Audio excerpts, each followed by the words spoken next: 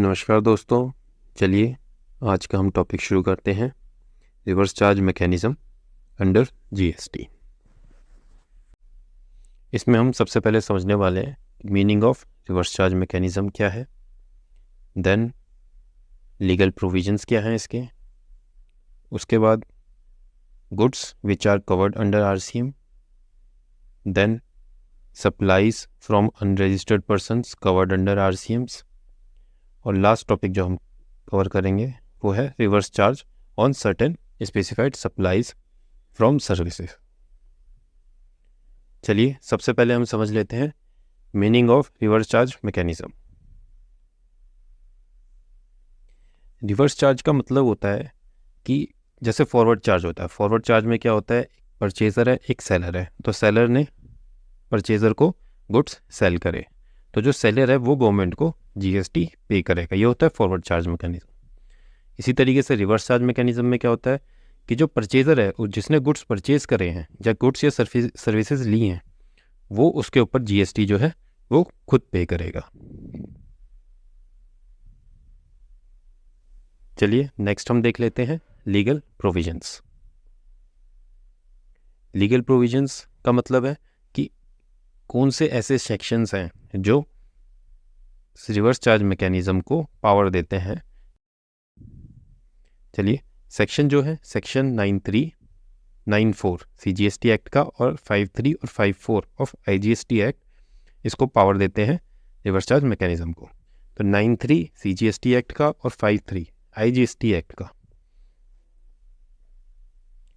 वो स्पेसिफाई करते हैं कि गुड्स और services notified by the government under RCM, कैसे कौन से गुड्स होंगे या सर्विसेज होंगे जिनके ऊपर आरसीएम लगेगा।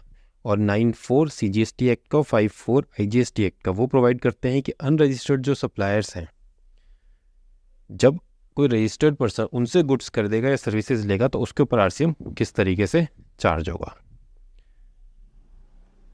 चलिए अब हम नेक्स्ट देख लेते हैं कि goods which are covered under RCM, ऐसे कौन से गुड्स हैं जो आरसीएम के अंदर कवर्ड होते हैं। सबसे पहले है कैश्यू नट्स, बीड़ी रैपर लीव्स, टबैको लीव्स। अगर कोई रजिस्टर्ड पर्सन किसी एग्रीकल्चरिस्ट से ये तीनों गुड्स खरीदता है, कैश्यू नट्स, बीड़ी रैपर लीव्स और टबैको लीव्स, तो उसको उसके ऊपर आरसीएम पे करना पड़ेगा, मतलब परचेजर उसके ऊपर आरसीएम पे करेगा।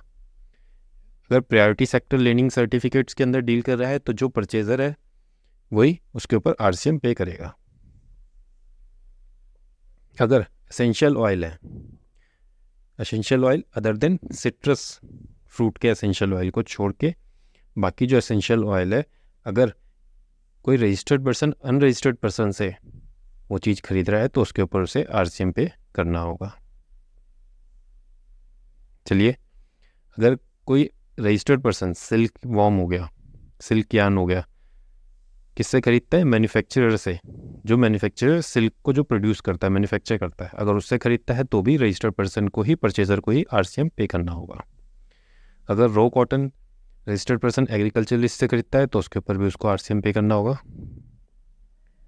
नेक्स्ट है लॉटरी। अगर जो लॉटरी डिस्ट्रीब्यूटर है, एजेंट है, वो गवर्नमेंट से लॉटरी खरीदते हैं तो उसके ऊपर भी जो डिस्ट्रीब्यूटर है, एजेंट है, उसको आरसीएम पे करना होगा।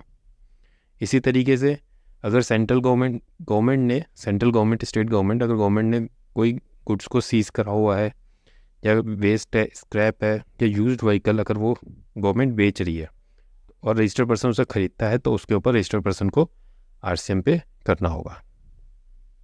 चलिए नेक्स्ट देख लेते हैं सप्लाईज फ्रॉम अनरजिस्टर्ड पर्सन, तो उसके ऊपर आरसीएम किस तरीके से चार्ज होगा। सबसे पहले है अब ये supplies from unregistered person covered under RCM, इसमें बेसिकली हम कंस्ट्रक्शन के ऊपर डील करेंगे।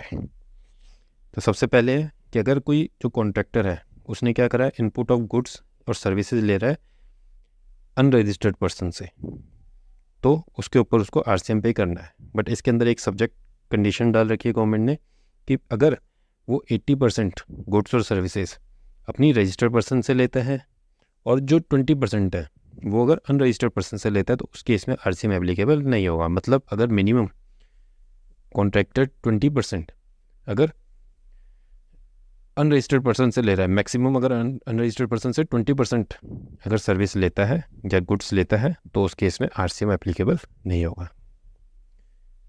नेक्स्ट देख लेते हैं कि अगर वो क्या करता है, परचेज करता है क्या चीज़, सीमेंट, कौन, कॉन्ट्रैक्टर, तो उस केस में हम 80-20 नहीं देखेंगे। अगर उसने परचेज कराया है सीमेंट तो उसके ऊपर आरसीएम एप्लीकेबल होगा एट द रेट ऑफ 28%।